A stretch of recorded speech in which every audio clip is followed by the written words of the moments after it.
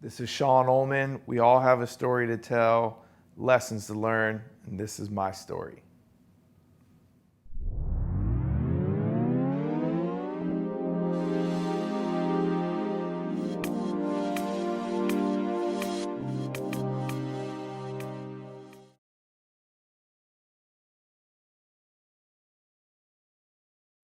My name is Shawn Ullman, and this is my story coming from my mouth.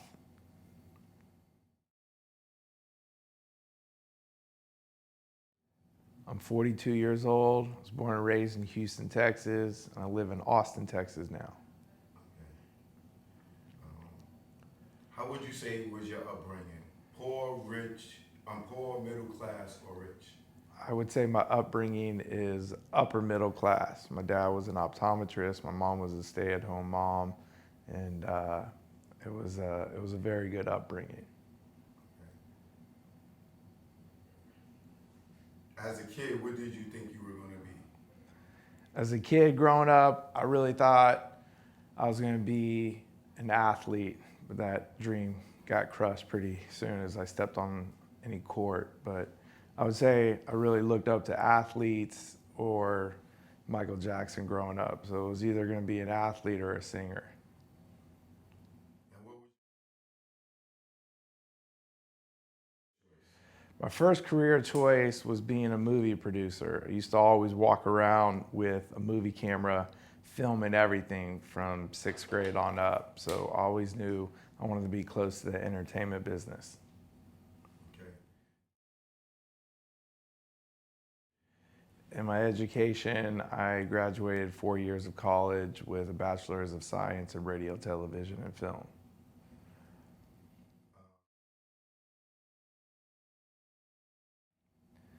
At what age did I feel like I became an adult?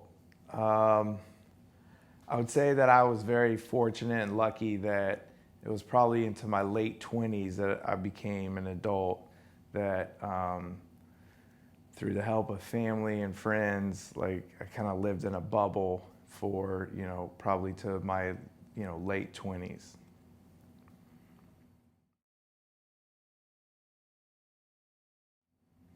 At what age did you make the career choice that most people know you for? When I turned 34, I got the opportunity to work with Quincy Jones and his son QD3, and that's what really kind of helped change my life and my career trajectory that I was on. So I would say 34.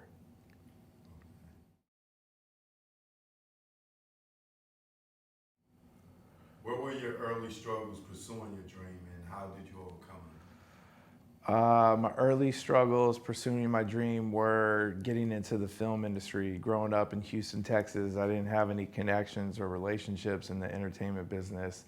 So it was really trying to find people that were willing to listen to my story and give me an opportunity. As you know, there's thousands of kids going out to LA every single day to try to become an agent, actor, producer. And so it took about 6 months to a year to finally find some people who really believed in me and gave me a shot at the William Morris Agency.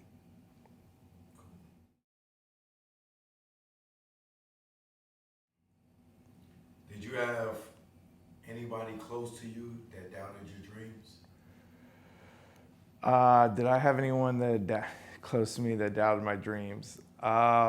Yeah, so he probably doesn't want to hear this, but when I first told my father about Feel Rich and leveraging hip hop artists to promote health as the new wealth, he told me that it was never going to work. One, that I wouldn't be able to get to the hip hop community, and two, why would the hip hop community care about promoting health as wealth? He was wrong. Who would you say was your biggest support system? I would say my biggest support system was my mother. She's always been in my corner. She's always believed in me, told me to go after my dreams, go after what I wanted, and it's helped me really believe that I have unlimited potential.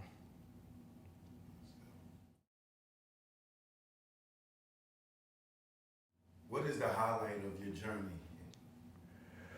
Uh, I would say the highlight of the journey was really when Phil Rich was, really thriving and moving. We had a lot of opportunity where we were able to help, like Crystal Wall open up her studio, her fitness studio in Third Ward. And so to actually not just get the hip hop community to tell their story, but to actually do something and make a change in the community it felt really good, where like everything was clicking. We had the publicity from the celebrities, but we were also doing a grassroots movement and actually making change.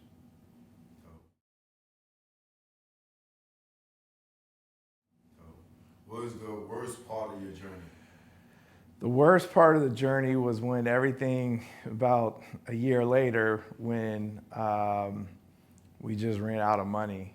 It just happens with all businesses. We sold the documentary to Netflix, things were going well. We launched a water company, a supplement company, we're partnering with the Super Bowl. But then just being an entrepreneur, some things, sometimes it just doesn't click. And in September of 2017, we ran out of money, and that was it. I didn't have any backup. I didn't have a plan B. So everything kind of came to a screeching halt.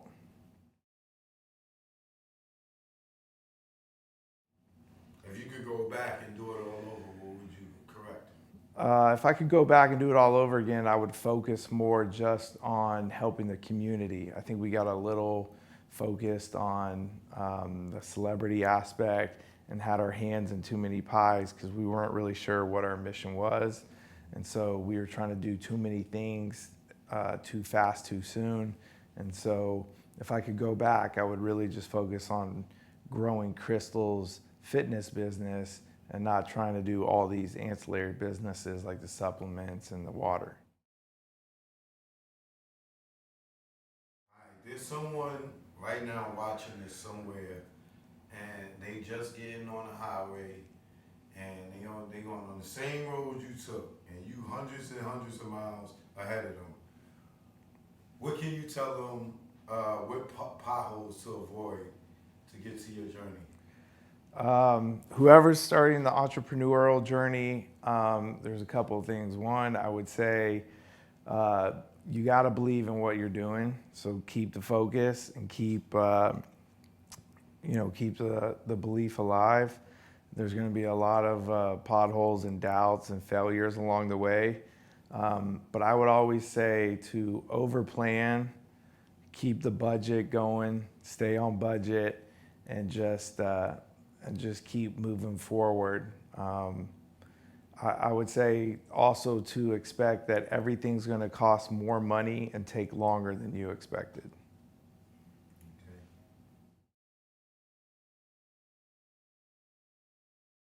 What is your focus today in life and in business? So my focus today in life and in business is really about helping brands and community, or building community together. So right now I'm with Hypergiant.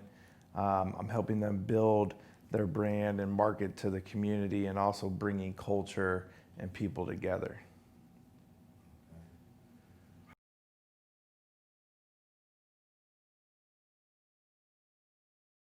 This is Shawn. We all have a story to tell, lessons to learn. This is my story.